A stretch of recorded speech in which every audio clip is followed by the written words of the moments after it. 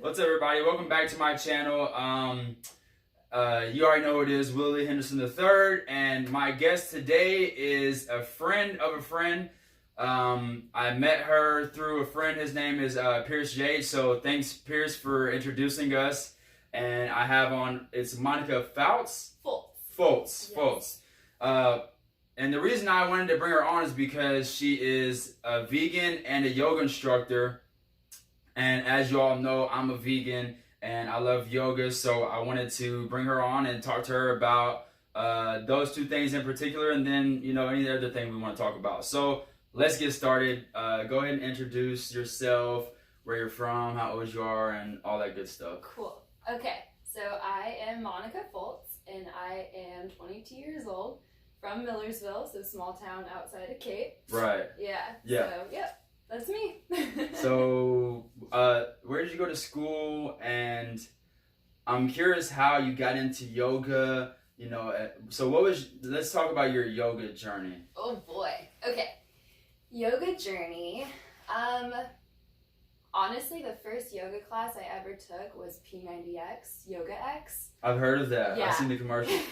P90X. Yoga X. Okay. So, and it's like an hour and a half long practice, and super good, super fun, but not anything like the yoga that I practice today. But yeah, it was cool. That was my first introduction. And then it probably really wasn't until, I'm trying to think age-wise here, I was probably around 15 or 16, and I actually had an eating disorder, so I couldn't run anymore. What kind of eating disorder? So anorexia and just calorie restriction. So explain to me kind of like, what is it, like what, like, so, Okay. because I have no clue. No clue. Okay, so to be diagnosed with an eating disorder or anorexia nervosa, you basically have restricted your caloric intake down to where the body does not have enough nutrients to even function properly.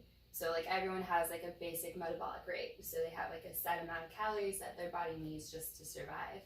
And people with eating disorders, they let the numbers, and it looks different for everyone. That's why it's so hard to kind of like pinpoint. So what makes you restrict the eating? Is it like why do you not eat enough?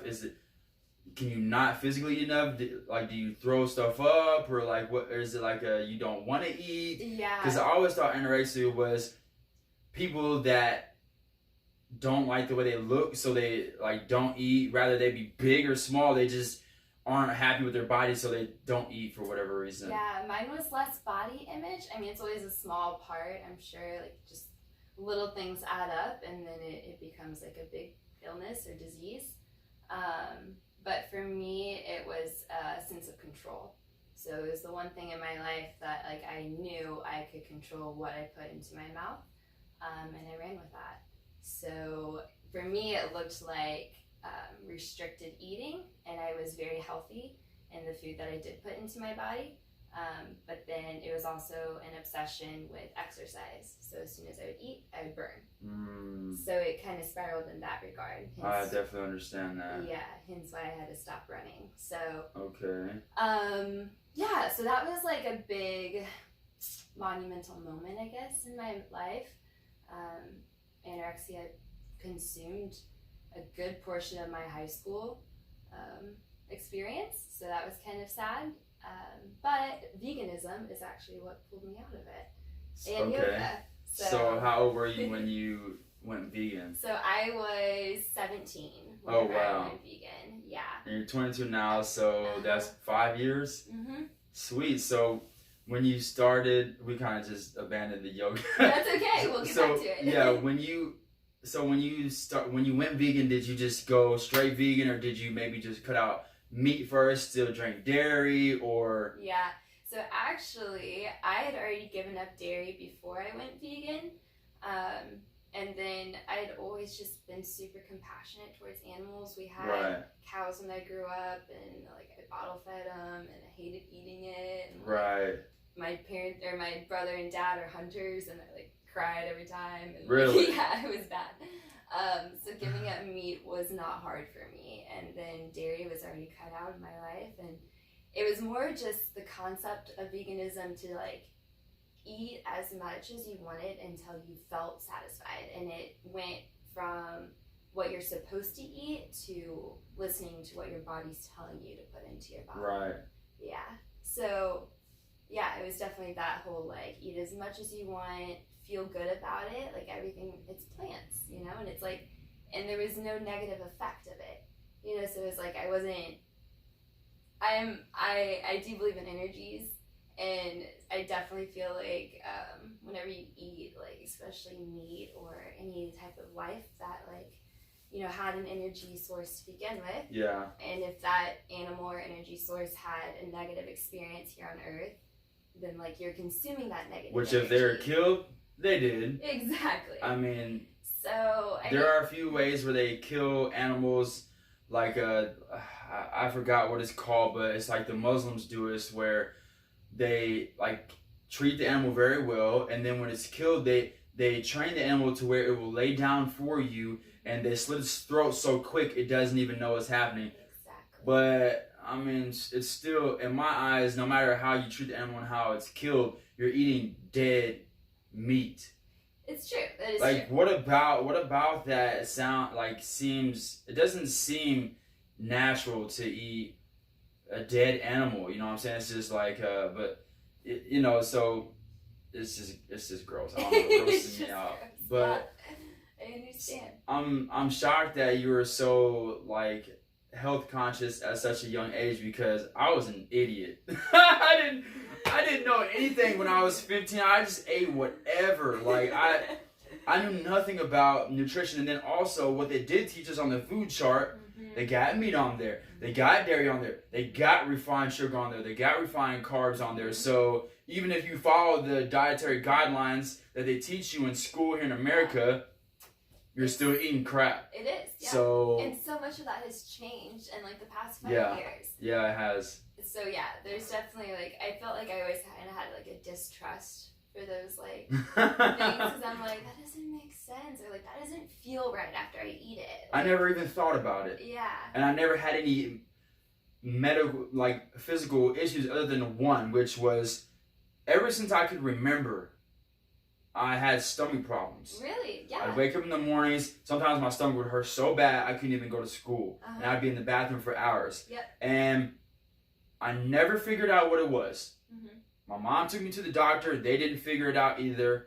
And then around age 16, someone was like, "Are you lactose intolerant?" I'm like, "What's that?" They're like, "Oh, you just can't drink certain milk."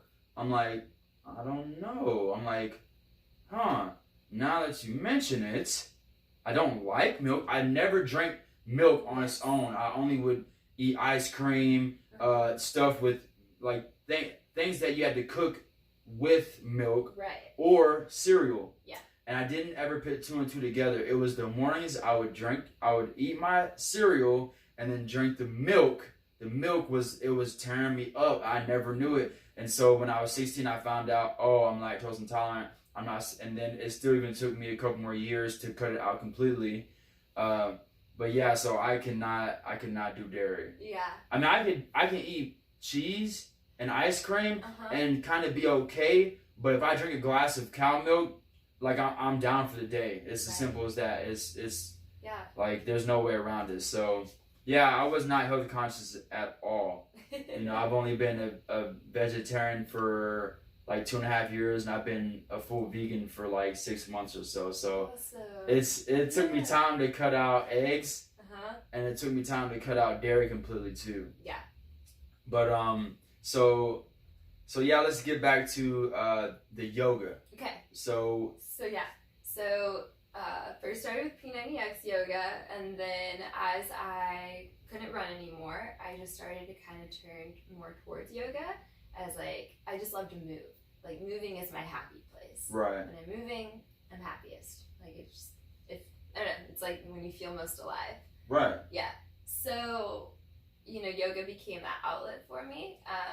But yoga is a very inward practice as well. And like, it's not just the physical practice. It's not just the asanas. You know, you have to sit there with yourself, and like the poses that you have to be in, they hurt, they're hard, and you have to stay there.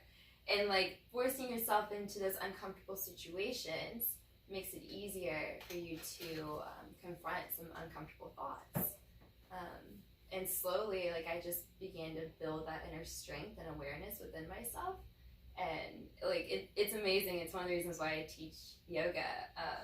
When you hear someone say like, I felt strong, you know, and like that is like, it sounds silly, but it's such a simple thing, and it's something that everyone should feel. That you should feel strong in your body. Right. You know? Like you should feel strong. Yeah. Like you can take care of yourself.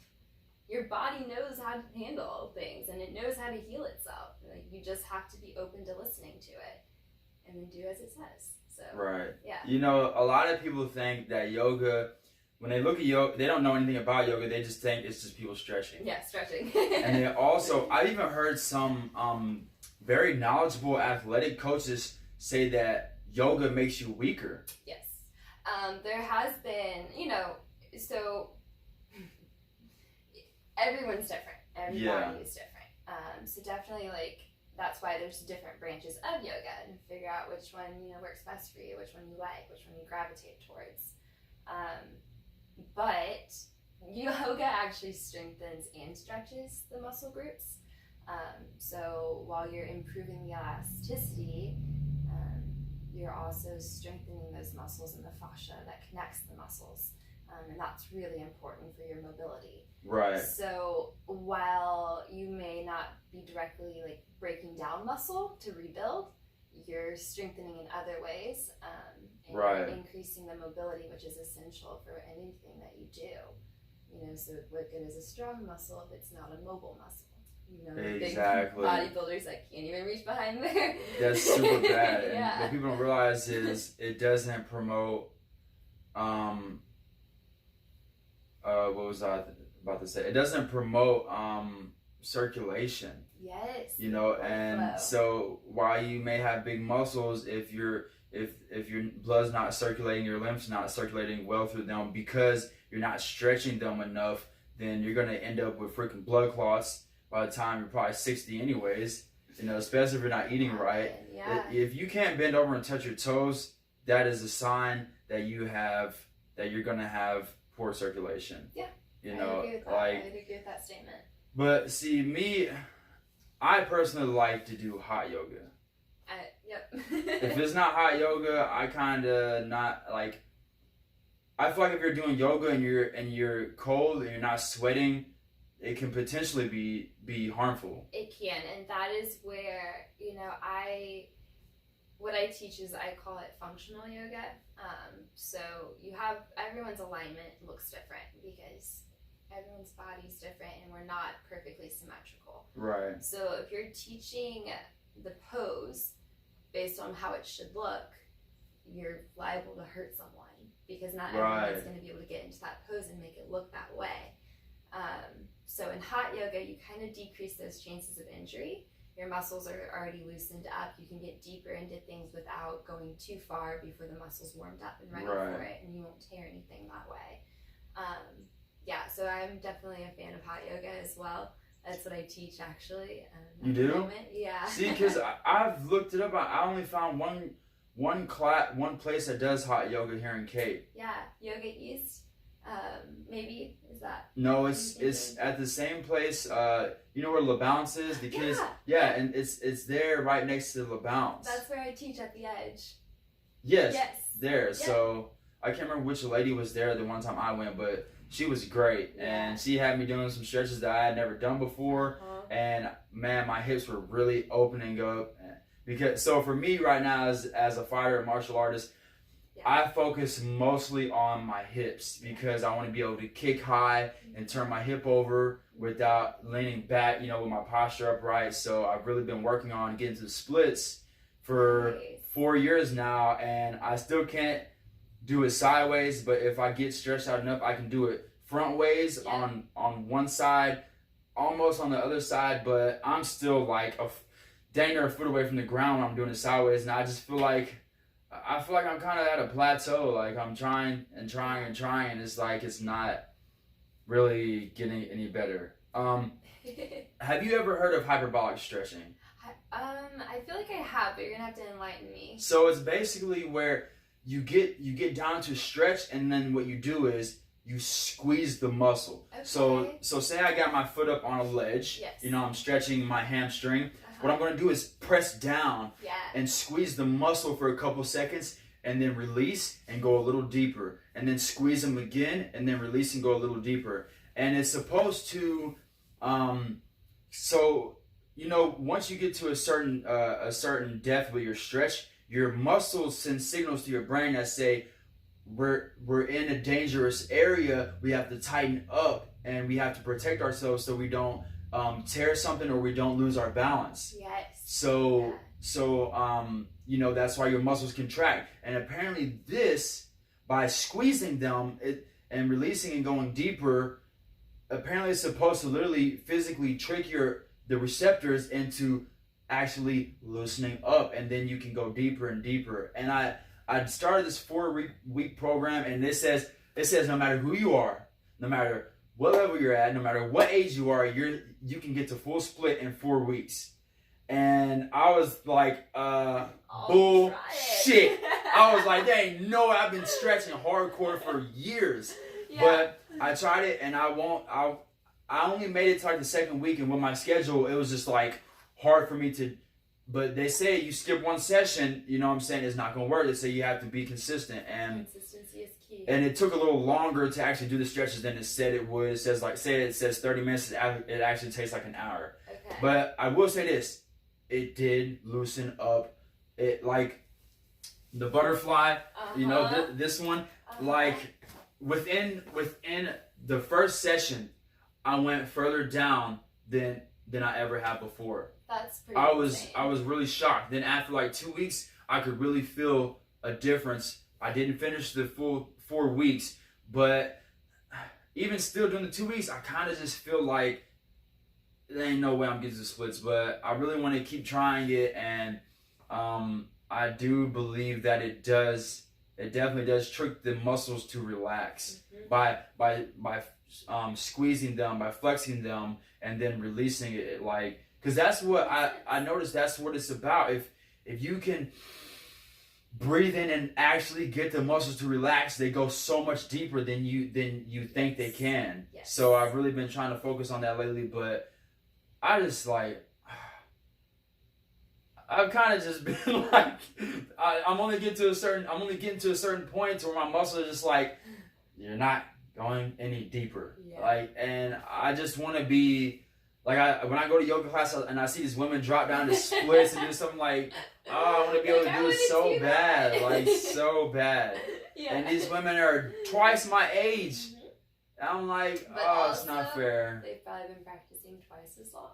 Like, that's the cool thing about yoga. Age really doesn't matter. Also one of the reasons why I love it. But something else you can try to get... Unless you're a kid.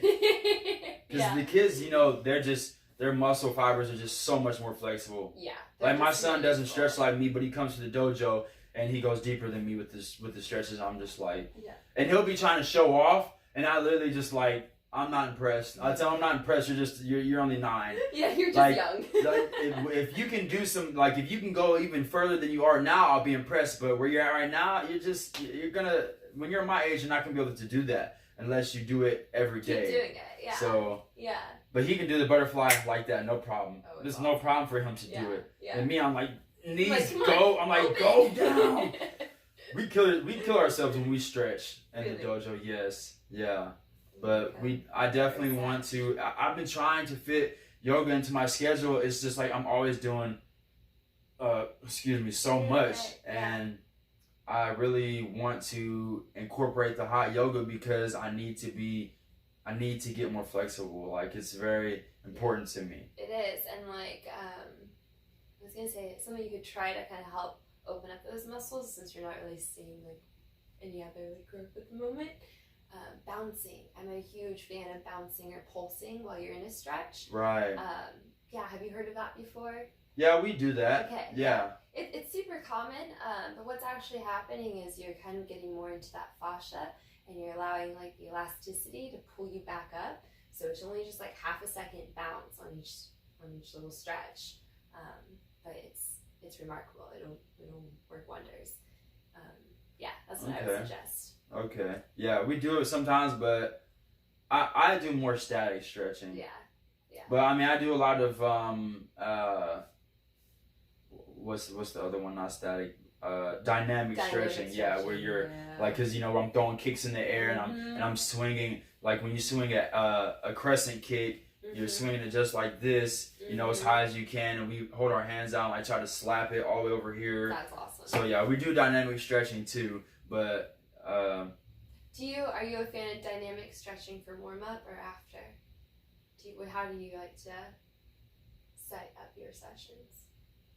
I like to really it just varies. Sometimes we do it before, in the middle, and after. Yeah. Well, at the end we do dynamic. Okay. Or no, static. Static. In the beginning we do dynamic. Okay. Yeah. That's typically what we do, because it took me years before I learned that if you do static stretching as deep as you can before you get warmed up, you're probably going to injure your muscles. Yeah, not good. Right. I mean, if you're doing it light, sure, but if you're really trying to push deep and you haven't warmed up yet, good luck. Yeah. I did that one time, like a week, like the week of I had a fight on Saturday. I did that probably like on Monday, and I wasn't warmed up enough. I was stretching too deep, and I was sore. My hamstring was sore all the way up until my fight. And even the day of my fight, I'm trying to get it loose, and it was just tight. I'm like, oh my God, I should have known not to stretch that deep.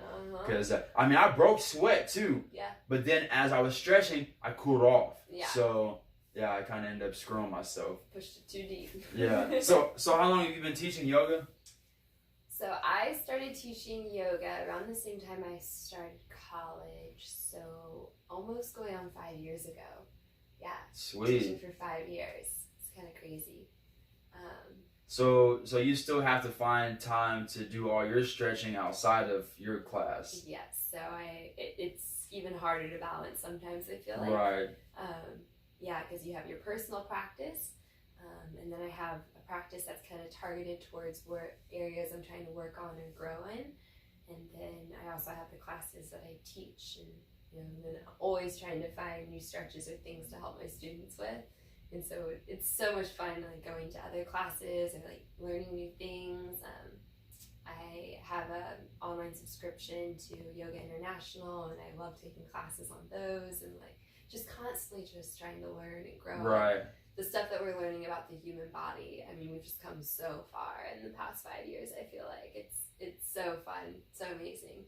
Yeah, I like what you said earlier about the body being able to heal itself, because people just don't realize that here in America, everyone thinks you get sick, you go to the doctor, you take medicine, you get better, but they don't understand that your body, like when you get a cut and it heals itself. Do you not see? You're like Wolverine, bro. Yeah. You just don't heal that fast, right. But your body will heal itself. And do you know what Dr. Sabia is? I sure don't. Oh God. Okay. You gotta look him up, because he is like, when you look him up, you're gonna be like, how have I never heard of him? Yeah. Because since the 80s and 90s, he's been healing people with AIDS, cancer, blindness, pretty much everything you can think of. Yeah. Like people that have been blind, like blind people, he shows them how to heal themselves. And within a few days or a few weeks or a few months, they have their vision back.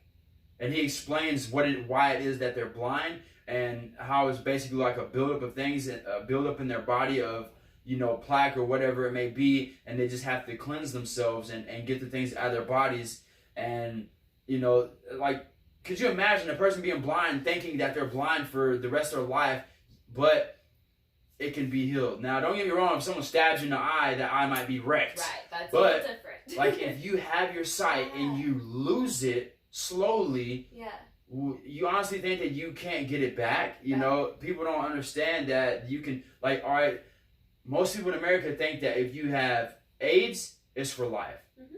He's healed hundreds of people with AIDS, literally. People think you have herpes, they think that's for life. You know, they think all these things, you go to the doctor, they say, you have this for life. Yeah, these chronic diseases. Yeah. And it's just absolutely disgusting, and it's just messed up that a doctor will sit there and tell you this. But this is the thing: they practice medicine. And our definition of medicine is so skewed. Yes. To me, yoga is medicine. It is. Water is medicine. Air is medicine. Air is the first one. Yeah. Then water, and then the plants. Yeah. You know, those are the three things you have to focus on in life before anything else. Right. People wake up and the first thing they're worried about is rent, you know, and this and that. Work. First thing you need to be worried about is taking some big deep breaths. Yeah. Okay. Maybe limber up and then drink some water. Yeah. And then get on about your day. And then when you're hungry, you know, you eat. But people are just so lost. They are, and then they're constantly being fed misinformation, just like I feel like I was at such a young age. Yeah. Thinking what I was doing was healthy, and it's not. You No. know? Like in America, we still don't even consider, or actually, probably not just America, it might be worldwide, but phytonutrients aren't even considered essential nutrients. And those are nutrients in plants. Right. You know, it's like what do you mean? Like, so the phytonutrients, those are like I'm a little confused on those and the nutrients. I know, because if you look up the nutrients in the apple, there's a few, but there's like hundreds of phytonutrients. Yes, so, you know, they're all nutrients, right? Right. But it's more about the quality of the nutrient, one, and then the source of the nutrients. Okay. So you can, even though they say, like, well, I'm using B12 as an example because it's the one that came to my mind. But you have B12. Because you're a vegan, so you have no, so you don't even know what B12 is or where it's from. Yeah, I don't have any B12 in my system. No, you have B12 that comes from animals, and then Right. you have B12 that you can actually find in some plants. Like, have you had nutritional yeast? Yeah, we eat that. Okay, that's where I source my B12 from. Well, the thing is, what people don't realize, some people, but even the people that do know, they still want to act dumb. And every animal gets the B12 from plants. Exactly. Because the B12 comes from the soil. And actually, you have, you know, I'm sure you know, but you have bacteria in your stomach that creates the B12 from this from the plants. The plants. Uh-huh. But the problem is that the soil now, a lot of the soil has been so torn up and diluted and stepped on that it doesn't have B12 in the soil. Yeah. So the thing is, no matter if you're a vegan or a meat eater or what, you should be taking a B12 supplement to make sure you have it. Agreed. Because you're probably deficient in it if you're not supplementing. So how I supplement B12 is spirulina and chlorella. Yeah. I have tablets in there. It's 50% chlorella and 50% spirulina. Another thing that I was going to talk to you about is the sea moss. Okay. Now, I've never had this before, but so if you look even on the container, it says contains 90% of the minerals your body is made. I think it's 92 or 97 minerals in it. So this is one of the most, like, you saw, like, you've been a vegan for how long? And I've been a vegan for how long? And neither one of us has even tried this yet. Yeah. Right? Because of, look at where we live. Mm-hmm. Look at the information but since we have internet, we have access to more information. Yeah. So that's how I found out about this. If not for the internet, I wouldn't even know about this. Because you're not going to find this at the store here. What this is sea moss. It grows in the sea. And this one's actually from Jamaica. And it has 92 or 97, you have to look it up to be exact, minerals in it that your body needs every day. So, like, if you go to places like Africa, like Jamaica, everyone knows about this. Right. And the men, they actually take this for libido. That's cool. And to conceive a child. Yeah. So if you go to like Jamaica or something, they're trying to have a baby, more than likely they're eating this every morning. Yeah. So yeah, I'm really excited to try this. What you have to do is you soak it in water for like 5 hours or overnight, and there's a couple other things you have. I think it's pretty much ready to eat after that, I think, but I have to double check. But yeah, I'm really excited to incorporate this into my diet because, it's just like the chlorella and spirulina. I didn't know what those were like 6 months ago, even though it's something I should be incorporating into my diet every day. It'd be like if someone's like, if you're drinking soda every day and someone's like, hey bro, have you ever tried this? And they're like, what is this? Water. I'm like, oh, what's water? Your body is how much percent water? It's 90-something% water, right? Yeah. So if you don't drink water every day, how do you expect your body to survive? Yeah, like your cells can't communicate without water. So if you're drinking soda, it has to do all this stuff to try to extract the water out of it and then push everything else, filter out all the toxins.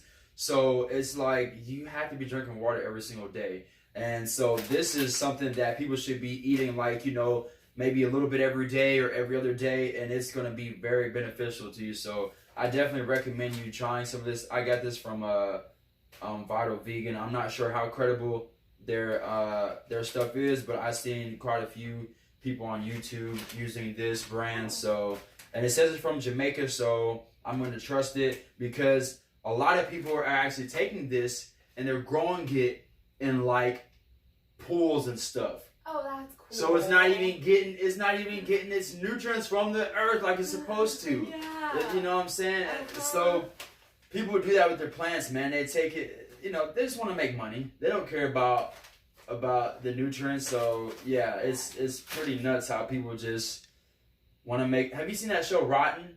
No, on I haven't. Netflix? It's just a show about how all these big food companies are just trying to make money. They don't give a shit about the quality of their food. Yeah. So. Well, and it's the same. I mean, we've gone away from being intentional with our things, like our food, the stuff we put in our mouth, what we're growing, like just being mindful and intentional about what we're doing. Right. So yeah, I feel like the food industry is just Jack. obnoxious. Yeah. It's just.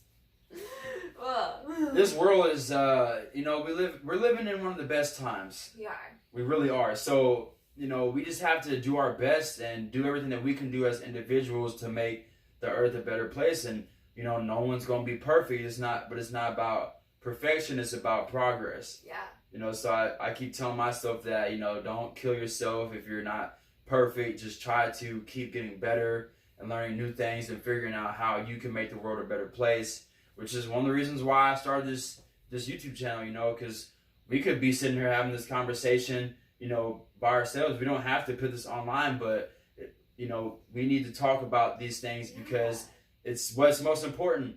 And it's so good to share and, like, build that community and, like, reinforce the people out there that are like, yeah, I think that too.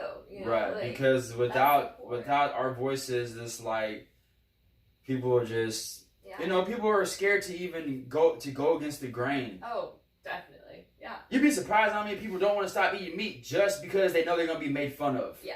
By other people. Yeah. People try to make fun of me too, but I just laugh. It's all fun and games mostly, but the thing is, I know how healthy I am. Yeah. I know how I feel. And like people want to say, vegans don't get their protein, vegans don't get their vitamin B12, vegans don't get this. Well, I guarantee you I'm probably more lean than you are. Yeah, or also how much protein and B12 was in that pizza you just ate. Or like, you know what I mean? It's something else. People are something else. And like, you can be an unhealthy vegan. Yes, I say that all the time too, just because you're vegan, because Oreos are vegan. Yeah. Yeah. There's vegan junk. I mean, there's so much vegan junk food. I got some in my kitchen. Yeah. I'm still like. Speaking of which, do you like pumpkin pie? Oh, I love pumpkin pie. Okay, I got some vegan pumpkin pie in there. Okay, well that's exciting. Yeah. Did you hear my stomach talking? Yeah, but I didn't like it. You didn't like it? I don't really like pumpkin pie. I was like, I'll give it a try. It's vegan. Yeah. Didn't like it. Oh man. I didn't. The only pie I really like is bean pie. Say again? Bean pie. Bean pie. I've never even heard of this. Yeah, that's because it's that is a Muslim cuisine. That's like an African American Muslim cuisine. Very so cool. Most white people have never heard of it. Yeah, my grandmother makes it and it's absolutely delicious. But she makes it with eggs, so I have to figure out how to make it without eggs. Yeah. See which substitutes work. Right, exactly. But it is absolutely the best pie. If I can try to what's the word I'm looking for? If I can try to like guess what it tastes kind of like, or compare maybe one thing it tastes like, I would say it kind of tastes like a coffee cake. Ooh, okay. With like a sweet potato, like imagine like a sweet potato pie, a pumpkin pie without all the pumpkin flavor, okay, and then a coffee cake all mixed together. That's kind of how it is. So good. So is it like dense, like a? Yes. Okay. It's just like a sweet potato pie or a pumpkin pie. Okay. And it is.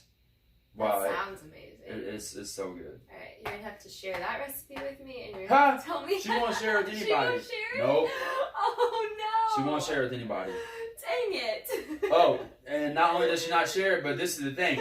If you want a whole one, like she'll make like on at the end of Ramadan or for Thanksgiving or possibly even Christmas. I don't know about Christmas, but for Thanksgiving and the end of Ramadan when they have the big feast, she sells them for $10 a piece to everybody in the family. She sells them to the family? Yeah, and they're worth way more than that. I want to meet your grandma. Look, this is one. I promise you, if she was to start, like, she could sell these pies. She could make a whole business, a multi-million-dollar business selling these pies, 100%. But she wouldn't. If someone tried to buy the recipe from her for like $1 million, she wouldn't even give it away because she cares that much about keeping it in the family and it being special. But yeah, see, I've never heard of bean pie, so she's doing an excellent job. It's amazing. But yeah, I definitely recommend you trying this because I mean it's known worldwide to be one of the most nutrient dense plants that there are. And when you're getting it from a good source, I mean, well, I would like to say you wouldn't have to worry about it being too contaminated. But the thing, I mean, unfortunately, that's something we have to worry about with everything. With everything. You know how much junk is in the oceans now? Yeah. You know what I'm saying? It's so surprising we even have sea moss left. Right. Miles and miles of just piles of garbage in the oceans just floating around. Yeah. I know. Yeah, this world is something else. But, you know, it's like, it's all about just trying to progress and trying to get better, which is, you know, sometimes we go backwards and forward and backwards and forward, but, you know, as long as we're trying our best, that's all we really can do. So how do you feel about wearing leather and stuff like that? So I am not a fan. I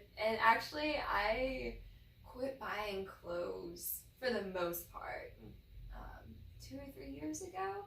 So like I tried. You don't buy clothes? Where do you make them? No, I thrift them. Like I mean, there's just so much clothing already out there, and then I already had a ton of clothes, and you know went to.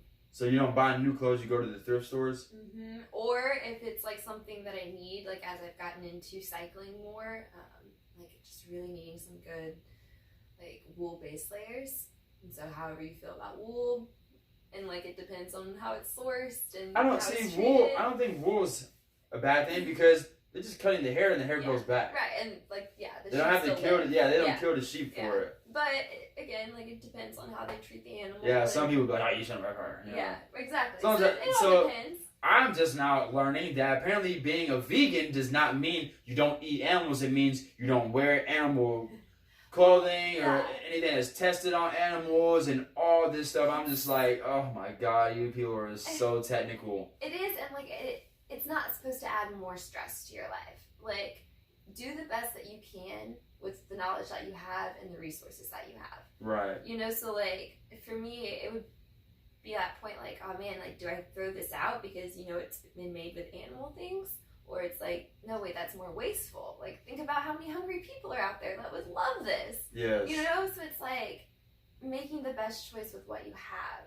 You know, that's what ultimately like I ended up having to come to terms with. You know, it's like you can't be perfect 100% of the time. Right. Like, and no one can. Right. Like, and I would never judge you if I saw you wearing some leather pants, my laugh or something.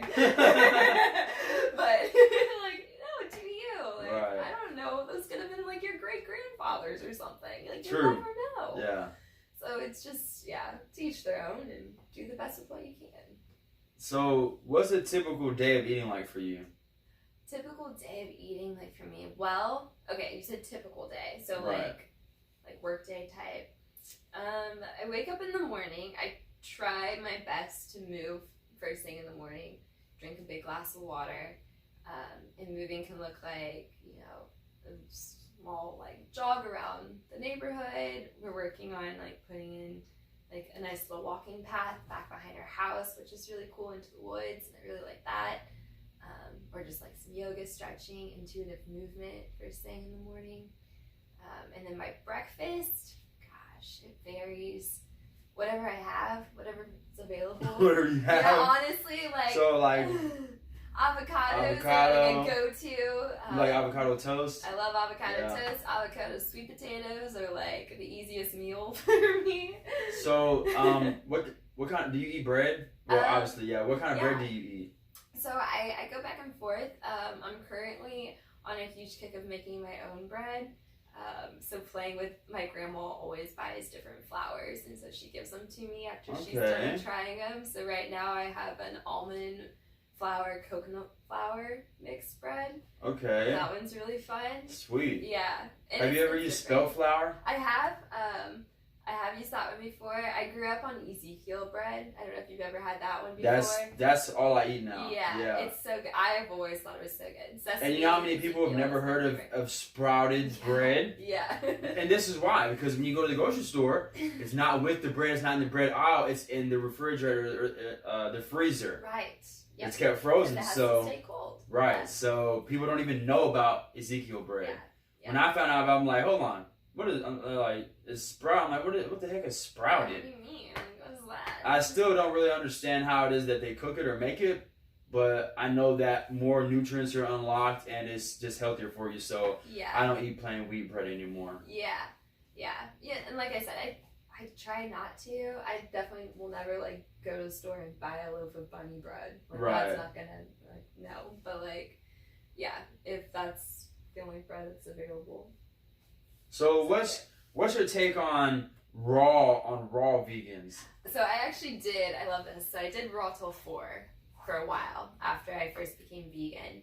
Till 4? What do you mean? Like your first 4 years, or first 4 hours of the day, or till 4 p.m. 4 p.m. Yeah, not first 4 hours. Until 4 p.m. you only consume raw foods. Okay. And I felt amazing, and it really, because I mean you're consuming the food at its peak nutrient levels, and without killing any of the nutrients, and different people digest things differently. Yeah. So like some people have a hard time digesting raw foods. I don't know if you know anything about doshas or Ayurveda. I was going to ask you about that too. Yeah. So depending on your dosha, it can kind of help you determine how you'll digest food. For me, I'm Pitta Vata, and I have a super awesome digestive system. So, I looked mine up and I watched a whole bunch of hour-long videos. And you're still not quite sure? And no, I figured it out, but I forgot. But since I'm tall and slender, I know that I'm what's the tall and slender one? Well, they can kind of tall, slender. Well, they say you're like a mixture. You're not just one. You're like 2. Yeah, and like you have traits of all the doshas in you. Right. So different. So kapha is going to be like the water earth element. So typically think like more bigger bones, like flowy, luscious. I'm the air. Air is vata. I'm vata. I'm mostly vata, and then like. Kelly Downs? Yes, I love She's Kelly. the one she's the one. Look, every time I go there and talk to her, as long as I'm not in a hurry, I always try to talk to her. Yeah. No matter what it is, because she always teaches me something. Yeah. And she was the one who wrote this down. Was like, look these up, and she's like, you're definitely what was it, Pitta, or she already forgot. Yeah, it's okay. Pitta, vata, and kapha. I'm vata. That's what I was wondering. Yeah, so she's like, you're tall and slender, you got thin bones, and she'll see me like space out, like I'll just be standing in the store, just looking off to nothing, and she'll be like, you just went off somewhere, didn't you? I was like, yeah. She's like, I do it too. She's like, that's vata. So Vata. Like airhead, I guess. Yeah. See, so I'm Pitta Vata, and I always joke and I say I'm Pitta from the stomach down and Vata from the stomach up. Really? Or like hard up, yeah. Huh. Because my headspace is super airy. Yeah, I get lost up in the clouds. My upper body structurally is like smaller, like my bones are smaller Right. than like my lower body. And I build muscle in my legs way quicker than I do in my arms. Really? Yeah, which is just Pittas build and gain and lose weight very quickly and very easily. Vatas typically stay slender and I stay small. the same. Yeah. It's hard for me to gain Hard weight. to gain. Yeah. And Kappas are typically, they have a tendency to retain water or Big hold fatties. on. Not like Not like that. Because I'm actually like, I'm so jealous of Kappa skin. It's just plump and luscious, and like they're the people that with the rosy cheeks and just like full of life.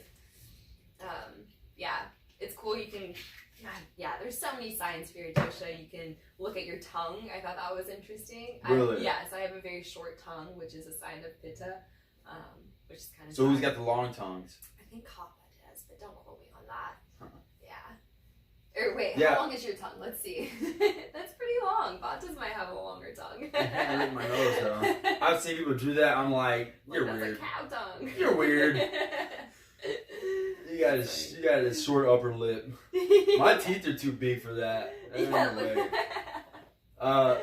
But yeah, so I really liked learning about, if you've never looked up doshas, do it. look them up, because not only does it help you understand who you are, but it helps you understand who other people are. And when you meet someone, you can tell by looking at them and how they talk and how they move, what type of dosha they are, what type of person they are, and how to interact with them. Yes. And it helps you understand people more. And what people don't realize is, when you try to be more understanding and when you understand somebody, you're going to always have a better relationship with that person. Always. But no one wants to understand people. They just want to be themselves and think everyone's supposed to be how they are. And, you know, like I used to be like that. I used to always think, well, people should be more like this or more like that. But I'm just like, you know, that's how you are. That's okay. Just don't hurt anybody around me or I'll fuck you up, you know. But other than that, just, you know, yeah. Let be you cool. be you. Yeah. You let me be me and I'll let you be you. Right. You just knowing each other's differences. You do you, boo boo. We can. That's the ghetto way. That's how the ghettos say it. I love it. You do you, boo boo. If anyone ever says that to you, walk away. Which I just smile and walk away. Conversating with the wrong type of person.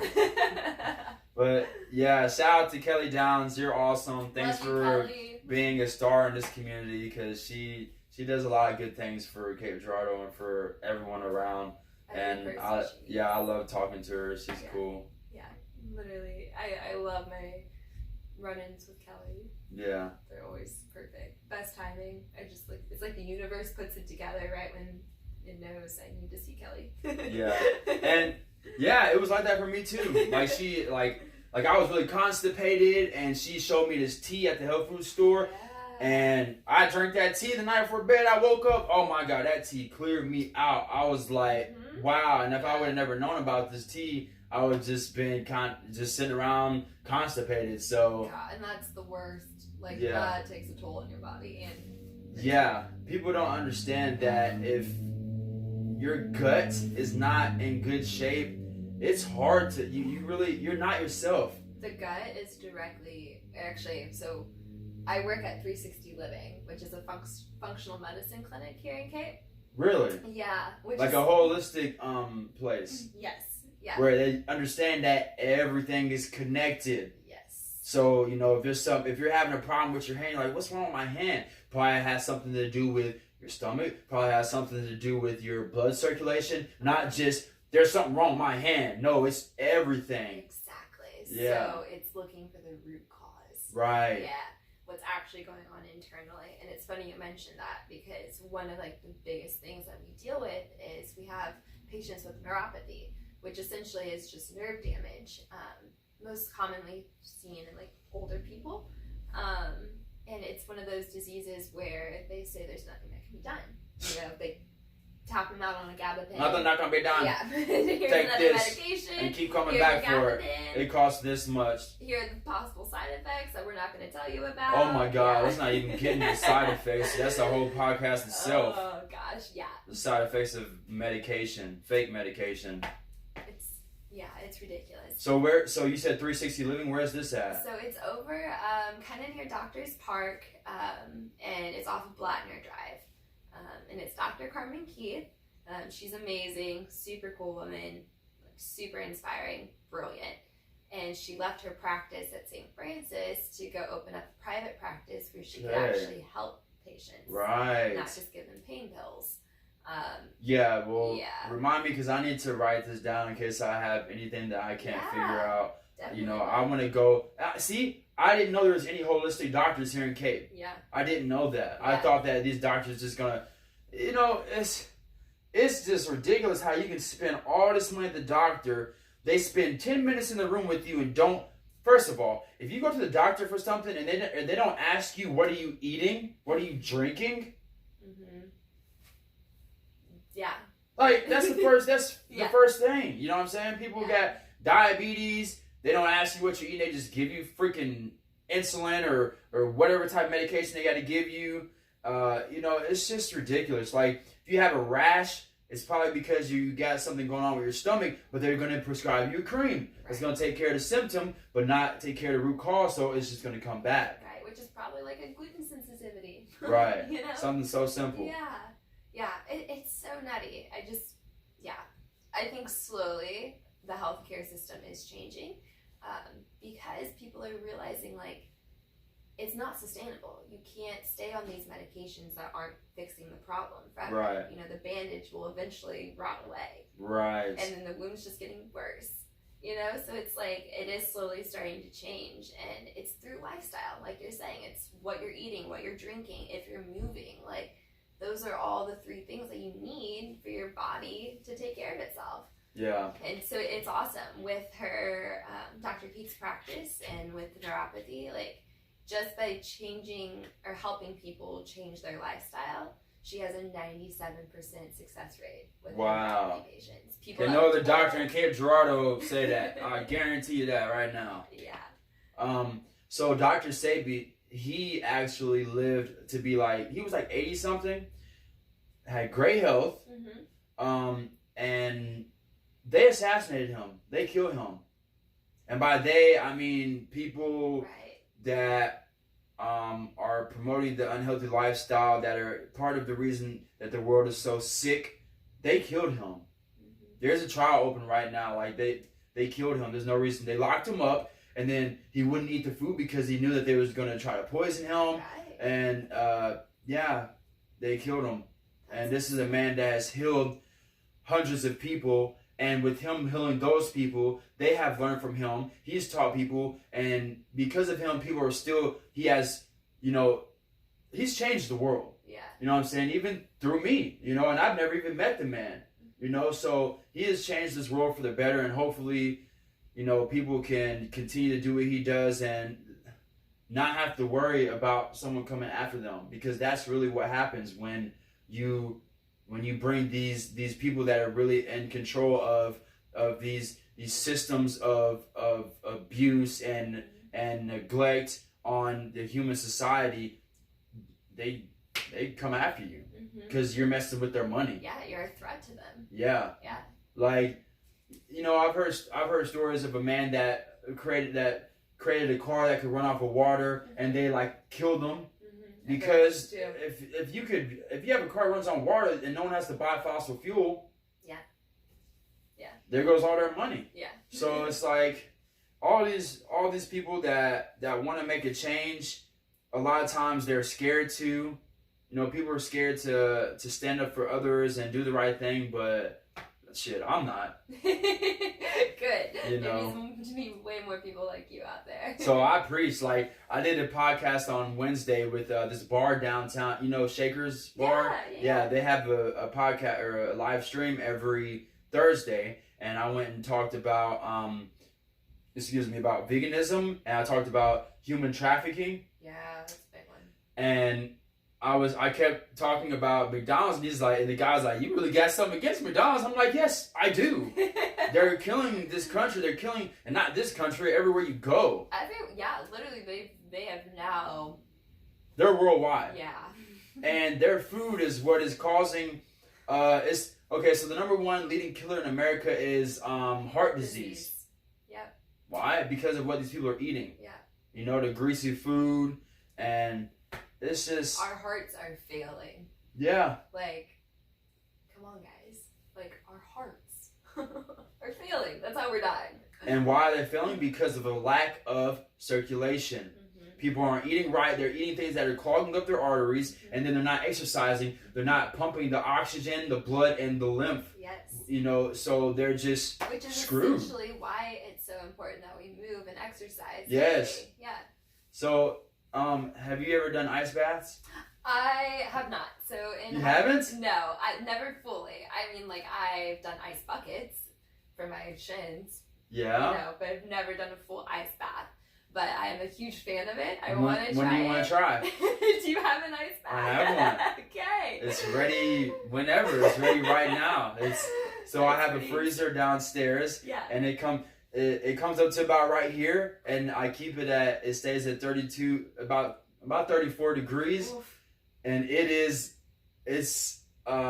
exhilarating. Yeah. It's like, it makes you feel so alive. Yeah. And so, it's very good for the endocrine system and the lymphatic system, and really it's great for everything, your skin, like everything. Yeah. And I love it. I absolutely love it. When I do it every morning, like, it just makes the day so much more peaceful, because it's stressful. It's like you're like, your body's freaking out, and you have to breathe and stay calm. If you stop breathing, you're really gonna be like, yeah, then you're really gonna get cold. Your Yeah. core is gonna go. So you have to breathe and relax, and it just makes the day so much more easy. It helps the muscles recover and everything. So yeah, I love it. I can't get my fiance to get in there again.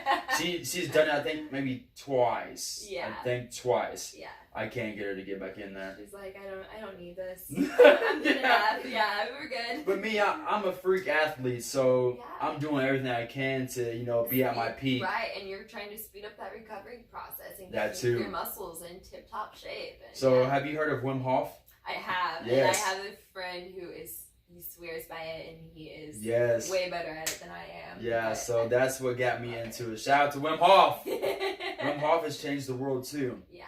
He definitely has. He has so many students that are teaching, and so many people everywhere doing ice baths and going back into nature, and they're breathing. They're doing these breathing exercises and the meditation, and it's just so great for your body. If everyone would just take time out of their day to do these things like yoga and breathing and eating right, like, the world would be such a better place. Agreed. People like, that's why I'm trying to promote peace. I'm changing, because a few years ago I was a completely different person.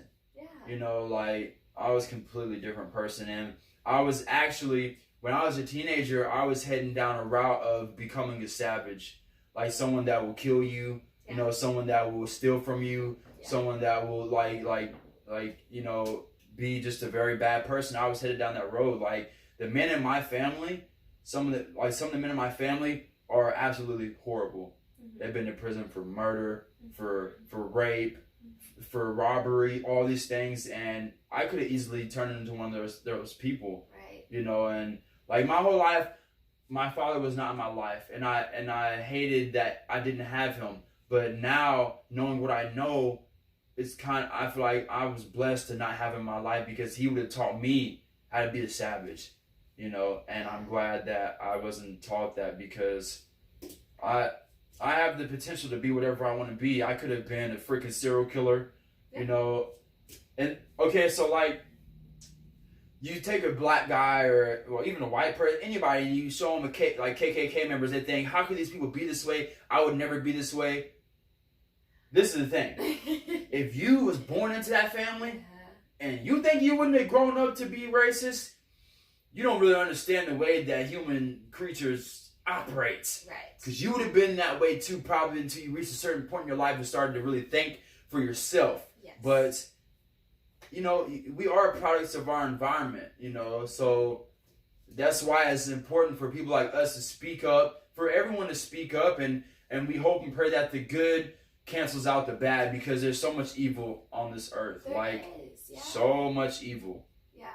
And like it's so necessary to like share your perspective and like communicate with others and like, be able to see like, whoa, wait a second, like, okay, let's take a few steps back here. And like it's amazing, I feel like, that you were able to have that perspective and now see, all those different things that happen in your life as actually being blessings in disguises, Right. And like you have a choice. You can be whatever the freak you want to be. That's the like beautiful thing about this world. Like, Right. It's up to us. Like we are in charge of our own actions. We are in charge of what we do. Like the decision is ours.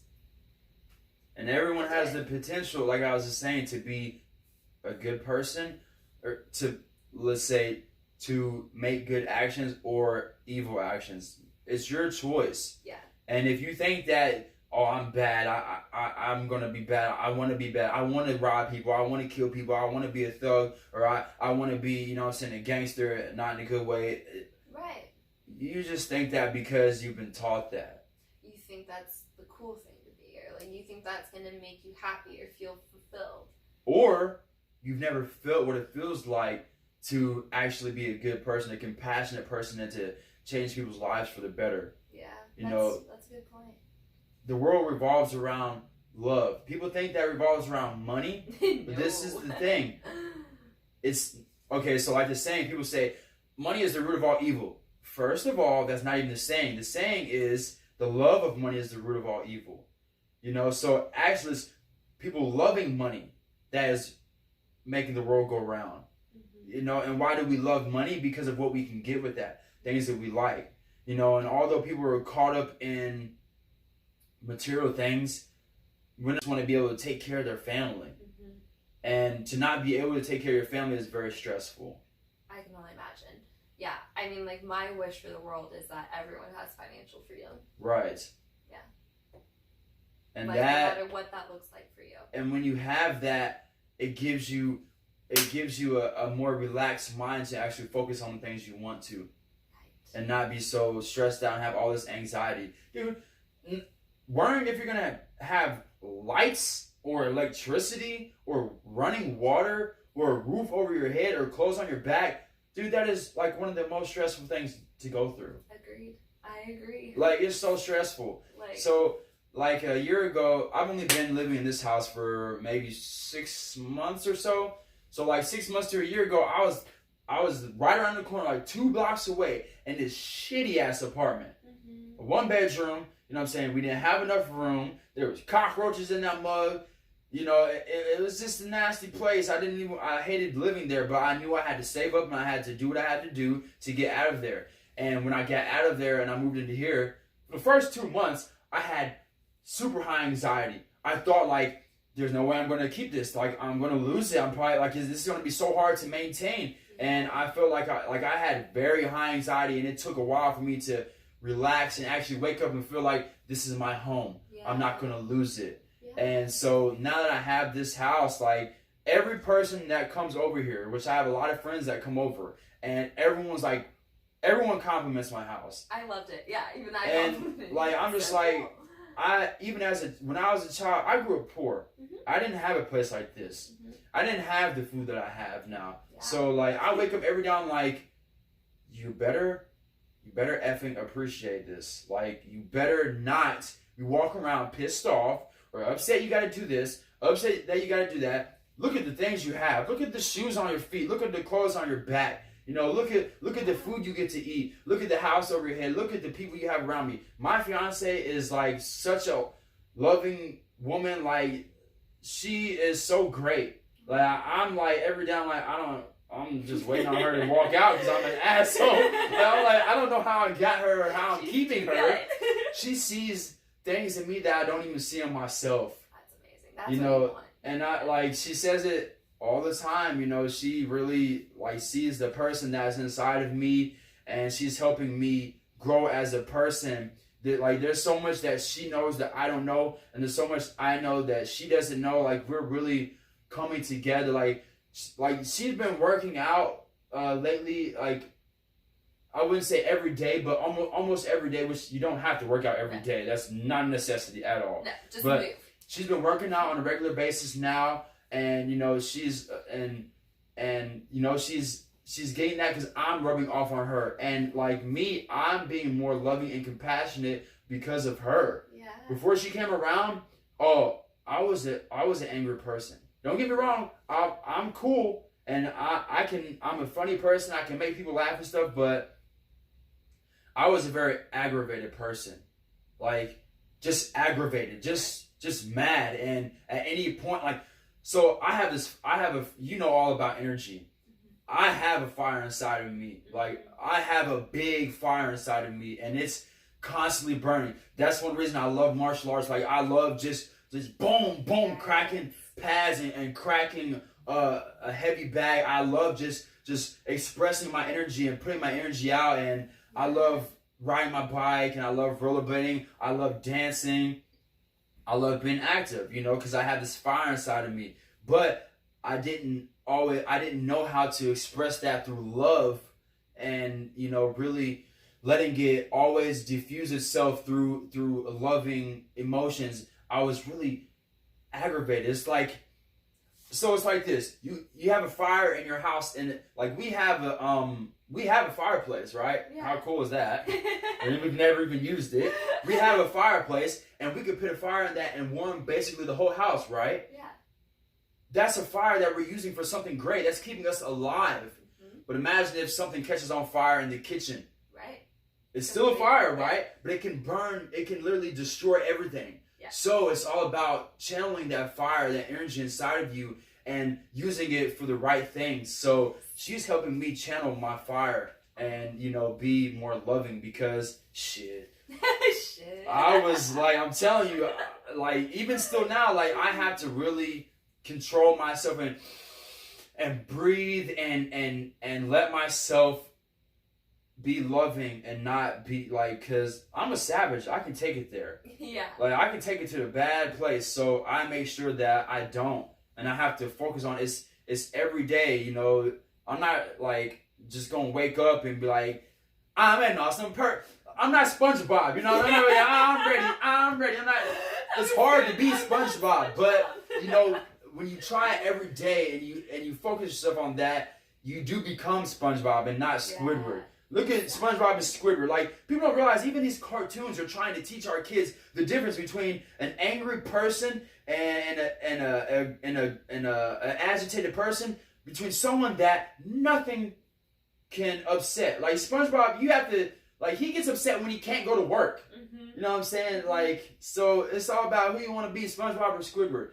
And I was Squidward. Oh, wow. Most of the time, I really was. And over here being Patrick. It's okay to be Patrick too. It's okay, Patrick. But yeah. Can I come out of my rock now? So yeah, life is really about a balance. Yeah, it is, and it's learning, you know, how to channel your energy and like being aware of what reactions your actions have. You know, it's nutty. It's so crazy. Like Carla, she used to always say, like, I would come home sometimes, or I'd be like, say I get lippy or something. She'd be like, you tell me that I have this like negative energy about me, this and that. I don't have. What do you? I'd be like, I don't have no negative energy. I am awesome. Like, I'm a nice guy. And then you're like, oh, did I just scream aggressively that I'm a nice guy? Like, I used to be like that. I still am sometimes, but I've really been working on who I am. That's awesome. Like, I really have like been doing my best. Like I told a couple of people just the other day. This guy said to me. This guy said "fuck you" to me, all because I didn't say hi to him. No. Because I was in a hurry. He was like, "Oh, you're not gonna say hi? Well, fuck you too then." And I was like, I heard, and I could have easily like went from 0 to 100 and just ran at this dude and just mauled him. Yeah. Win, lose, or draw, I could have took it there. Yeah. But yet, I chose not to. Yeah. And it's still in the back of my mind. Like, it's still trying to get me to to go to that negative place and be aggressive and try to fight. But I'm telling myself that's not actually who you want to be. I'm like, well, but you're not no punk. You're not, you know what I'm saying? You can't let people talk to you like that. It doesn't matter. That's not who you want to be. Exactly. You can't go around beating up on people starting fights. You can't, you know what I'm saying? Like, you just can't do that. Yeah, you're way stronger not giving into those like initial reactions. Right. Than you are if you were to give in. Right. That actually makes you more weak. And see, the thing is, before I learned martial arts, I always felt like a coward. Really? Because I didn't know how to fight. I thought because I didn't want to fight, I was a coward. Yeah. But I'm even still learning that is true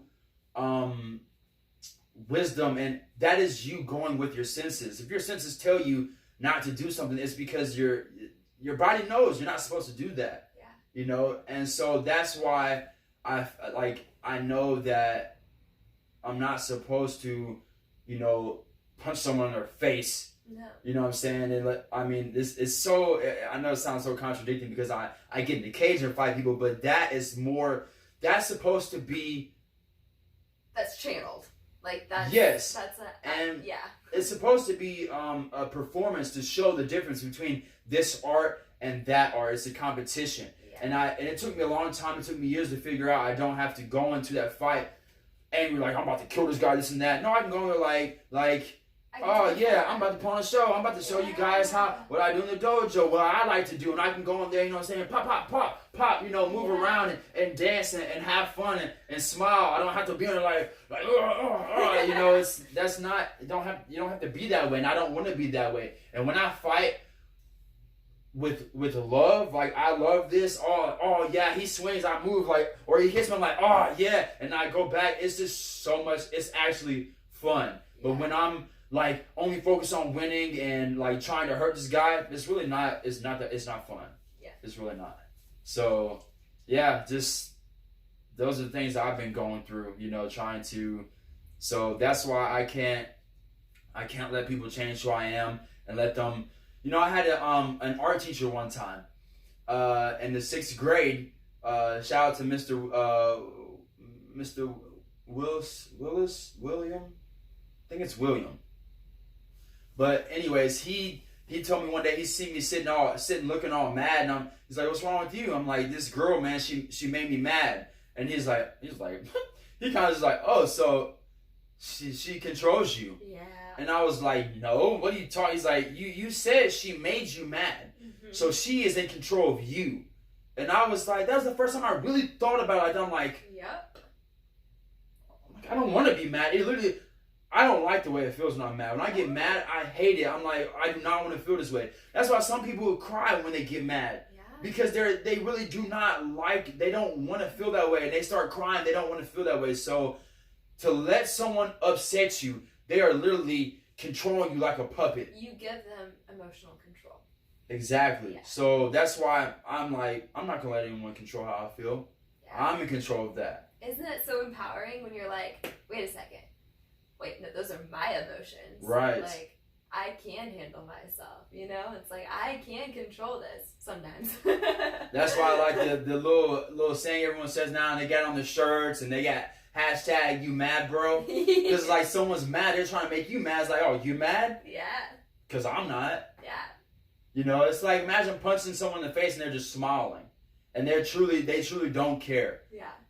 That's more upsetting to you are the one that wins. Yeah. You know, and what a lot of people don't realize is eating meat is going to make you more susceptible to having these negative emotions because of all these negative chemicals that are being activated when that animal is in that slaughterhouse. And they're just waiting to be killed, and they're squirming and they're screaming, and they do not want to be killed. They just want to get free.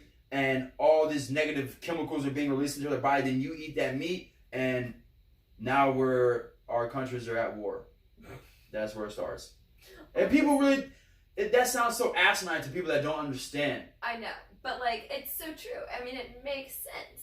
A few years ago, if I would have heard someone say that, I would have been like, okay, you sound like an idiot. Yeah. That's because I did not understand. Yeah. But that's why, so like now people ask me like, oh, you got something against them, or you know, you got a problem with them, you got beef. I'm like, I don't do beef. I'm a vegetarian. I love That's that. like, it's like legitimately. I love that. I don't allow beef in my life. Yeah, like, but it's unnecessary. Right. Yeah. Like if y'all got if you got problems, keep that shit somewhere else. Yeah. You know, don't come around me with no problems, and you know, don't. Yeah. Yeah. So, yoga definitely helps with that. Like 100%. It gives you time to process those emotions, and like just like, you know, when you were talking about the illnesses and like actually looking at the root cause of it, same thing with your like emotional triggers. Like, okay, I feel mad. Why am I actually mad right now? You know, or like, why am I sad? Take time to think about it. You know, like sit there, hit a yoga pose, sit there for a few breaths. Like normally the thought will pop in your mind, and you'll be like, oh, that makes sense. That's probably what caused that. So what would you say or recommend to someone that wants to try yoga, but maybe they're on the fence about it, they're kind of scared, maybe they have their, you know, they have these common misconceptions, Yeah. you know, what are some things that you think people should hear about yoga that want to start, that they, you know, may know or may not know? Yeah. I feel like step number one is to let go of all expectations. Yoga is a personal practice. It's a personal journey, and it's lifelong. You know, if you're like getting into it and you're like, yeah, oh, I'm not gonna be able to do this or this or this, or like, oh, I'm gonna find out how tight I am, or like, oh no, I didn't. Like, no, just Focus on you. Yeah, just your only goal / rule is just to be there on your mat. Show up for yourself, wherever that's at, Right. whatever that looks like. Just be there with yourself. Step two is just to move, connect to movement and breath. That's it. You know, like it was really funny. This wasn't yoga, this was running, but it's something that stuck with me. I was in grade school and I was doing like a mile run race, and I was so nervous. And my mom was like, "Why? Like you're just run. Like it's just one Right. foot in front of the other. Like that's it. Like just simplify it." It's like, oh, okay, that makes People are sense. I so can do nervous that. to do things. Trying things new scare the shit out of us. Yes. Like we hate it. We don't like to be uncomfortable. We don't like to not know what's gonna happen next. But like it's so exhilarating when Right. you let go of that control and you just allow Be in yourself the to moment. be. Yep.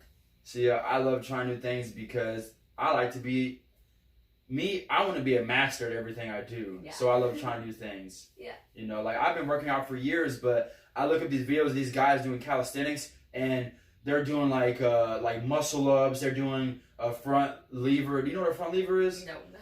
They hold the bar and they go and they straighten their body out completely like this. Oh God. That's so hard to do. I literally cannot do that yet. Yeah. Like they do these things that I physically cannot do yet, and I can't wait till I can do it. Right. And you know, so the thing with like yoga and all these things, people, they're focused on other people in the wrong way.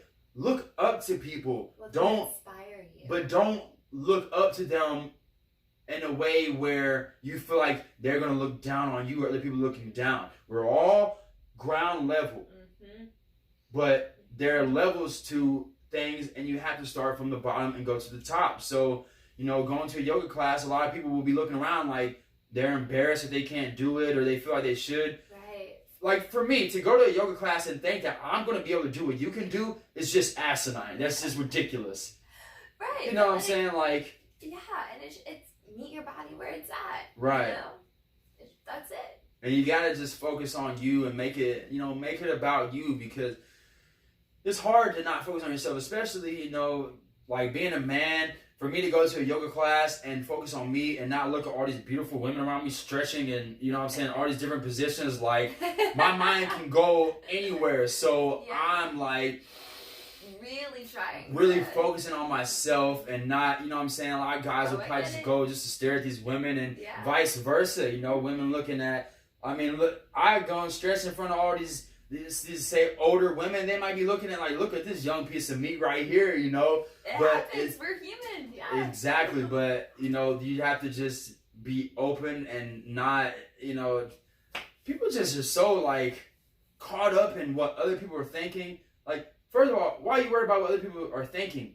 Right. that's in their head. That's for Yeah. them to think, and you shouldn't be focused on that. And chances are they're in their head worried about what you're thinking about. So it's like you guys actually aren't even thinking about what you're thinking about. Yeah. Like no one, everyone's just focused on themselves Yeah. at the end of the day. Exactly. But yeah, so people just gotta be more open. They do. I mean, just try new things. You know. Another one of my favorite things with yoga for first timers, because I hear it all the time, like, oh, I can't do yoga, I'm not flexible. I'm like, that's so silly to me, because I'm like, so if you're dirty, you don't want to take a bath? Right. No. That's funny. If you're inflexible, you go stretch, you know? Right. Go fix it. If you could do it, if you mastered it, you wouldn't even have to do it anymore. Like, why? Right. It's actually more challenging the better you get, because then you have to start getting creative and be like, okay, how do I like feel that same stretch? Right. You know? Yeah. And then it's all about maximum effort. Yeah. Like, if I'm doing a workout with someone, they're not in good shape like me. If they do 2 push-ups and I do 20, guess what? We're putting out the same amount of work. I know they're working just as hard as me. Mm-hmm. So, excuse me, you're just as strong for doing 2 to my 20. Exactly. You know, that's what it's about. It's about maximum effort. Right. Not doing 20 or doing 10 or whatever it may be. Yeah. Think about the purpose behind the movement. You know, what are you trying to do? If you're trying to build upper body strength, 2 push-ups for me is building strength. Right. You know, and see, it takes more. A lot of people don't understand the purpose of things they do too. And that's, I love instructors that will explain why, not just what. Yes. Like what is that? Okay, now why is that? Like, if I show you how to throw a jab, I'm like, this is a jab.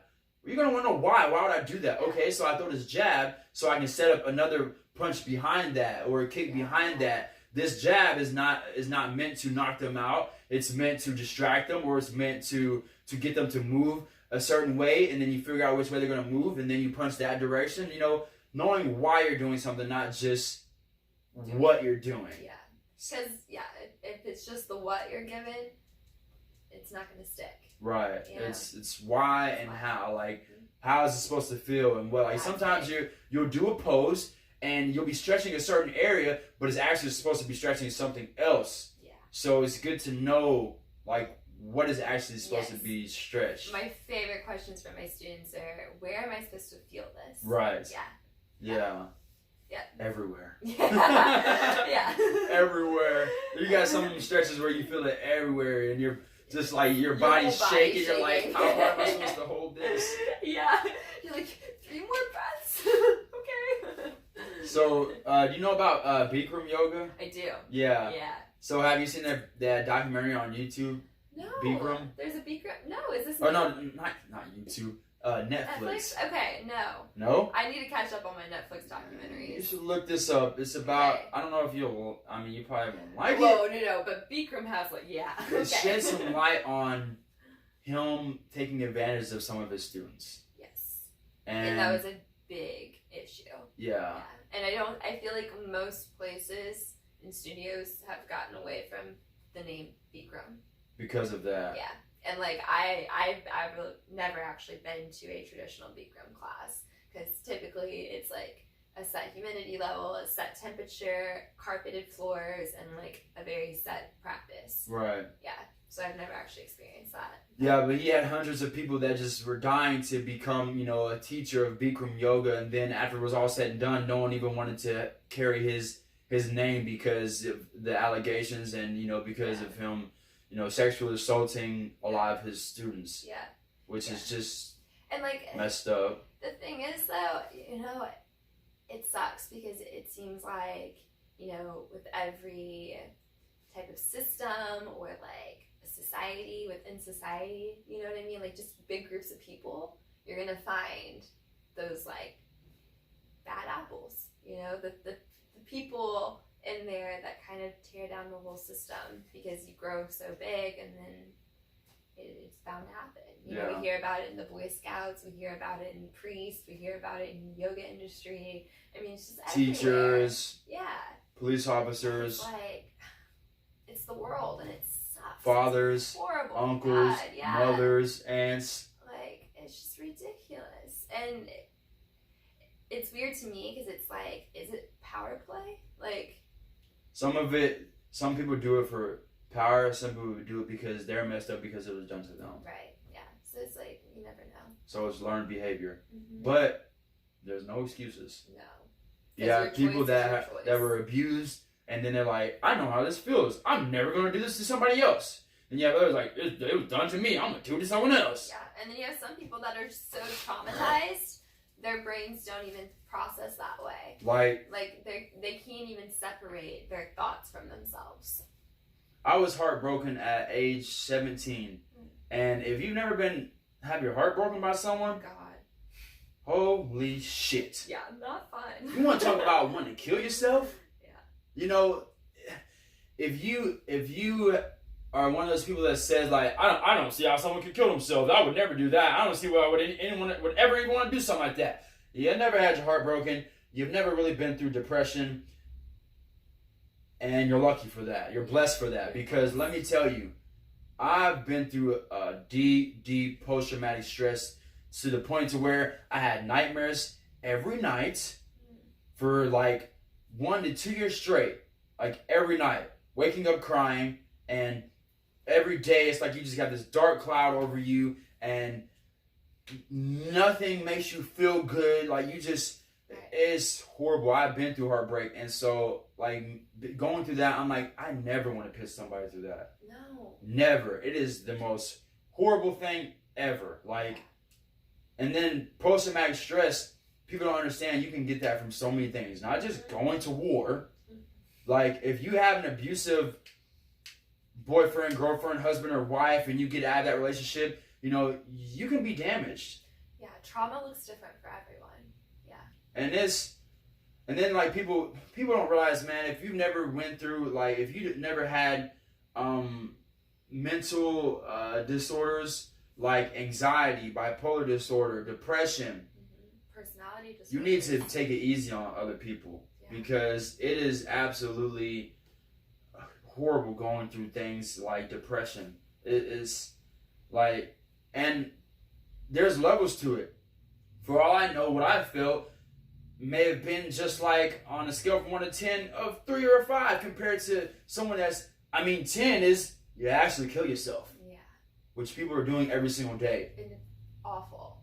So terrible. And it's, yeah.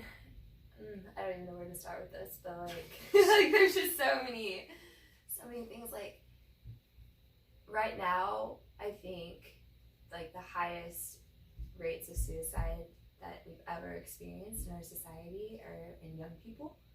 You know, yeah. Currently, and it's like, you know, you can't help but wonder, like, okay, like, technology is partly to blame for this, and like sure, financial stress is partly to blame for this, and the food that we're eating is partly to blame for I wouldn't this, say like, technology. I wouldn't say is the root cause. The root cause it's lots of things. But first of all, what you eat. Yeah. Because if you don't put the right things in your body, if you put junk into your body, your brain's going to turn to junk too. So you have to put the right things inside your body, and then inside of your mind, which is your mind is inside your body. It's all about what you see, what you eat, what you breathe, what you hear, what you smell, and what you feel. Right. It's about all the senses. Yeah. And so if you're not taught how to manage your emotions, not good. No. You know, which is why it's great. It's so great for kids to do yoga and to meditate. To learn how to spend time with themselves. Yes. Like, it's so important for kids to meditate. That's why they have time out. Yeah. But time out ain't just go stand in the corner. No. Time out is you need to sit down, and think about what you've done. Think about how it makes you feel. Think about how it makes other people feel. Think about how it can affect this world and everything around you. Actually think. And then after they've thought about it, ask them. Make sure they understand what it is that is going on. What is the reality of things. I make my son actually explain to me what is going on. I need to know that he understands what is actually going on. That's good. You know, like it's not, I don't just whoop my son. No, that doesn't know good. You know, and I don't just take things away from him. I don't just punish him. I make sure he understands what the reality of the things are. And I make sure he's working on himself, you know, and who he is and how he operates. Yeah. And it works, you know. He works on himself. He tries to do better. You know, he actually cares. I know that if I'm let down by something he does, he doesn't like it. Yeah. You know, he wants me to be proud of him. Yeah. He wants to, you know, he wants people to like him. You know, it's like, but I could just be like other people and just not really pay no mind. Mm-hmm. And it's sad that parents think that they're so busy they can't teach their kids. Yeah. And they expect for the schools to teach them. Right. I taught my son how to read. I taught my son how to write. Right. You know, I teach him how to manage his emotions. I'm teaching him how to exercise. I'm teaching him how to eat, what to eat. I don't expect anybody else to do that but me. Right. He's your responsibility. And his mother. Yeah, exactly. And you mothers, y'all need to step up. Because in the animal kingdom, most animals, the mother is the one that teaches the child. Mm-hmm. While the father is the hunter, the protector, the provider, the mother is typically the one that is supposed to teach the kid everything. Mm-hmm. So the mothers really need to step it up, and the fathers need to step it up too. I mean, but nowadays it's more so for humans. Right. It's an equal thing.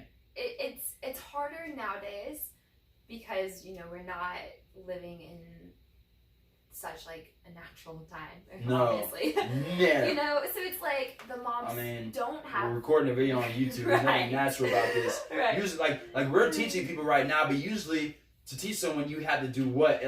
Like let's say 20, 30 plus years ago, you would have to be right in front of them, Yeah. or you'd have to write it down, and they'd have to know how to read whatever it is you're writing. Right. But now it's different. So yeah, it's way different now. So it's like, okay, things have changed. So yeah, hold yourself accountable for that. Make up the difference. Like if you and your husband, or you and the boyfriend, father, whatever figure of your child are both working all day, like take note of that, and then both put in a little bit of time and effort to help take on the responsibility of the child. Make sure the child is fed. Make sure the child is getting their homework done and understands what values are, and like right. has good morals. Like, you know, it's not fair to like just expect one side to do all of it, you know? You know, it's crazy. I used to expect, and I still do, I used to expect my son to know so many things, and I had to tell myself, hold on, he's 3. Yeah, how would you don't know? Like, you don't know this yet. Even if I told him 100 times, the sponge has not soaked that part up yet. So I had to keep teaching him and keep on telling him over and over and over and hope that it sticks. Yeah. So you can only expect so much from people, you know, especially kids, and you have to be willing to keep teaching them over and over again. Right, because knowledge and learning is a process. Yeah. Each child is different, you know? Like, still to this day, I think it takes me 12 times of, like, hearing and seeing people to, like, actually remember their name. Yeah, me too. You know, like, it's just like, oh. I have to make, like, 5 different connections. Yeah, I have to know somebody already with the same name. I have to see your face. Yeah. I have to read your name. I have to write your name. I have to type your name. Then I might remember it. Yeah. But there are actually a lot of things you can do to increase your memory. There are little games you can play and things like that. But and eating right and moving. Right. Yeah. But like, so my son, he's 9 now. Oh. If I were to give him 10 tests and give him myself the same 10 tests when I was 9, he could make me look like a 3-year-old. Yeah. You know, he knows so much more than I knew when I was that age because I have taught him so much. Yeah. You know, I feel like my parents didn't really teach me much at all. Yeah, they let the world teach you. Right, pretty much. Yeah, which is like, parents, if you don't teach your kids, you're letting the world teach your kids, and the world isn't the best teacher at the moment. It's not. So, it is not. Just think about that. And you got so many liars and crooked people out there. You know, they don't care about your health. No. They don't. They really don't. They care about personal gain. 100%. So, you know, we have to be careful who we learn from because. Yeah. And then like you have, like Bikram for example. Mm-hmm. He's so knowledgeable in yoga. Probably one of the best yogis in the world. Mm-hmm. Well, definitely in the world, one of. But he might be the best. Yeah. Yet, look at the allegations against him and what he more than likely did because there's a lot of evidence against him. Right. So just because someone is a good person and they know a lot of things doesn't mean that they won't teach you wrong. Because you know, look at the things he done. He might have taught other students, if you're this good at teaching yoga and you're this loved, look what else you can get away with. Yeah. Because of power. Mm-hmm. So that's another thing people have to take into consideration. You ain't shit. That's so true. I tell myself I'm good at this, I'm good at that, I'm great at this, I'm good at that, but at the same time, I ain't shit. I'm just another human. You know what I'm saying? So when I put myself up on a pedestal and I think that, you know, I'm like, that's the just ego another talking. person. Yeah. Ego. Yeah, just strip the ego and be like, so much ego. I tell you what is, and if you have a problem with your ego, a real problem with stripping that, I recommend that you find some hallucinogenic mushrooms and like seriously do some research and do some mushrooms, because that is a all natural plant, and those, like even me and Pierce talked about this, those will diminish your ego like that. It reminds you how fragile you are. Yes. Because some little mushroom is gonna make you feel like you ain't nothing. And it makes you so much more humble. It will completely change who you are. And people need that. For sure. People really need that. Like ego can be a very negative thing. Right. And we're not supposed to like get rid of our egos. Like our ego in part define us and help us navigate through the world. But like you want to be able to work with your ego, not let the ego control you. Right. Yeah. That's hard to do for men. It's like really hard to do for men. Yeah. And me, like being a fighter, going to a dojo. Some dojos you go to are like you have, you know, instructors that will not let anyone bring their. They even have signs at certain dojos that says "Leave your ego right here at the door." Right. Because you can't bring your ego in there. But then you go to some MMA gyms and you got people that are just in there beating up each other. They want to win every time they spar and make other people look bad, and it really turns people against something that's supposed to be about self-growth and community. Right. And so the 5 pillars of Taekwondo are, at the end of class, you bow out and then you say Hoshin. And Hoshin means self-control, self-respect, self-control, self-respect, integrity, indomitable spirit. There's another one too. There's like 5 pillars. But you get the gist with just that. Yeah. Indomitable spirit, that means never giving up. Never letting anything break you.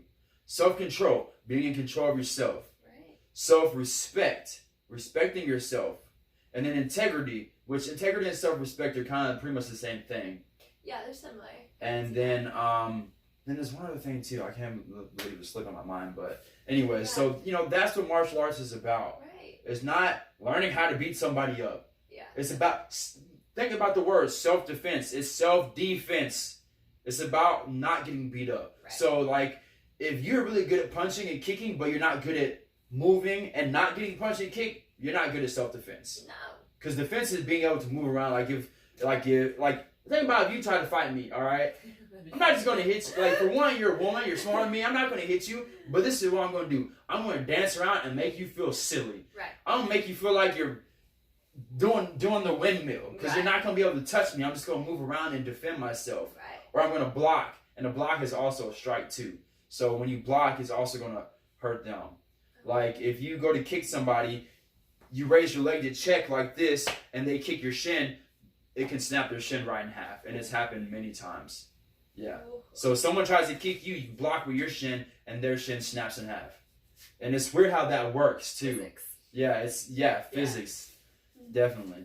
But what time is it? It is 5:32. Okay, let's wrap it up. Okay. So, this has been 2 hours. Nice. It's how it just flies by. It flies, yeah. It was such a conversation. I feel like we could sit here and talk all night for sure. That's what I love to do. I love it. Hopefully one day I get paid for it. I'm not making any money yet, but I'm sure I will eventually. Maybe it'll be when I'm famous. I don't know. Keep chasing the dream. Yeah. So is there anything else you want to, let people know about yourself, about yoga, healthy living. Gosh, I don't know. I mean, other than it, There's so much important things. It's just like it's hard to be like, you know, just like remembering, you know, it's personal. It's all very personal, you know. Personal journey, yeah, self journey. All of it, the healthy living, like whatever health looks like for you, you know, like yoga, whatever your practice looks like. I mean, it's different for everyone, and like yeah. That's how it is. Go figure it out, yeah. Right, and it's all about you. Like, I hate when people are kind of say that it's like, yes, everything, you got a general ideal, like, of how a pose is supposed to look. But it's not going to look the same as if someone else does it. First of all, they're a different shape. So if you were to draw a picture, it's literally going to look different. Right, exactly. You know, like, just like with martial arts, people are like, oh, no, you don't throw a jab this way, it's supposed to be this way. Okay, maybe one way is a little more efficient, but does it work for you? Does it work? Yeah. Can you hit somebody with it? Right. So it's all about, does it serve the purpose? Taking something and making it your own. Yeah. Yes. Yeah. Taking what you need, applying it to your life, and getting rid of the rest. Right. Yeah. So let everybody know, like, so where you work and your schedule, like your classes. Yeah. And so I teach at the Edge here in Cape Girardeau, and then I have class hot yoga on Tuesday and Thursday at 5:30. And then I teach at Gracie Jiu-Jitsu, so Jiu-Jitsu gym. Oh, really? I didn't know that. Yeah, in Jackson, and I teach there one Saturday a month. So okay. Got to look for. You have a lot of men and women coming, or mostly women? I have actually at one point in my teaching career, I had majority male students. Really? Yeah. They needed the most. Yeah, and they're like the most. typically, and like you said, like they like to be challenged, and like I think them seeing me do poses that like they weren't flexible enough to do yet. Like it makes me like, all right, I'm showing up for like the next 5 months. This little fragile woman outdo me in stretches. Right, or like, how does she hold a plank longer than I can? Right. Oh, a woman actually just set the new record for that. I saw 4 that. hours. I was so planking for 4 hours. So impressed. But yeah, if you can't plank for 4 minutes, you need to be reevaluating your physical health. Yeah. Because the core is so important. Yes. Yeah, it is. Important. Okay, so that's where you work, and then also, so you said you also worked at you said the doctor. Oh, yep. So then I worked for Dr. Carmen Keith at 360 Living for functional and holistic medicine, and she's amazing. And you can go in there for anything from an infrared sauna session to a full-on gut health evaluation. Right. So yeah. Dang, I need to do. That's what I need to do. Which one? The sauna or the gut gut health? Yeah. The gut health. I mean, and just. She has this really cool new program that she So how do they figure out like what you're? So they do. I don't know exactly how they end up doing all their lab work and whatnot, but they sit down and they talk to you. Step one, they make you fill out this complete history, so they learn you, and then they sit there and they let you. Bad history. You're like, I don't want to give everything. But then, I would though. You got to be honest with your healthcare, with your doctor and the herbalist you speak to, because if you leave one little thing out, that could be what is causing everything. Right. Like if you're high in, say you have high mercury and you don't tell your doctor you're eating sardines, you might just need to cut out sardines and that's it, you know. So yeah. Yep. So you'll fill that out, and then they'll run some lab work depending on what you need, and then they'll evaluate that. And we have a functional pharmacist, so she also looks at any medications that you're on and sees like where that actually affects your nutrient levels and what supplementations you actually need to be taking, because majority of people don't know that, but whenever you're put on medication, you're depleting your body of another nutrient typically. Right. Yeah, so they typically need both. And then it's called an integrative health strategy. So it's literally you come in, you talk with her, they evaluate you, and then she sets up a book/program all about your personal health with all of your lab work, and she hands it to you, and it's yours to take. So how much does this cost for like a first visit? So her initial visits, I believe right now, are at $197. Okay. Yeah. So that's definitely worth it. Yeah. 100%. And that's another thing. We're not gonna make this a 30-minute conversation, but it's definitely longer than that. Guys, when you are spending money on your health, only ask the price so you know what to pay. Right. Don't ask the price to determine if you need to do it or not. if you have the money, you need to take care of yourself, because if you lose your health and you die, yeah, exactly. doesn't matter if you got $1 million, you're dead, or you're not. If you don't feel right, it doesn't. The quality of your life. Like, what dollar sign would you put as a worth to your life, your health, like the quality of your living? Some people would give anything to be as healthy as we are. Right. Like anything. Right. And some people would like say you like people that don't have legs. Yes. Unless they get the prosthetics, they're never gonna have real legs. Right. You know. So, yeah, man, just be grateful for the body you have, and if you can get up and walk, or even if you can't, if you can move one muscle, you can exercise. Mm-hmm. If you're paralyzed from the neck down, if you can do this, that's the exercise. Right. Like breathing. Like I mean, there's so many. Breathing is exercise. Yeah. If you don't, look up the Wim Hof method, and I promise you, you do one session, you're gonna know that breathing can be a major exercise. And if you've never found your core, you're gonna find it. Yes, definitely. Okay, so you got social media? I do. I'm on Instagram as Monica Foltz, and then my yoga page on Facebook and Instagram is For the Love of Wellness. So the number 4, the love of wellness. Awesome. Yeah. All right. Thanks everybody for watching. Hope you enjoyed. Comment any advice you have for us. Comment that. Share this with people so we can help get this out. People need to hear more things about healthy living every single day. And if you haven't already, like the video and subscribe. And we'll see you soon. Peace. Bye.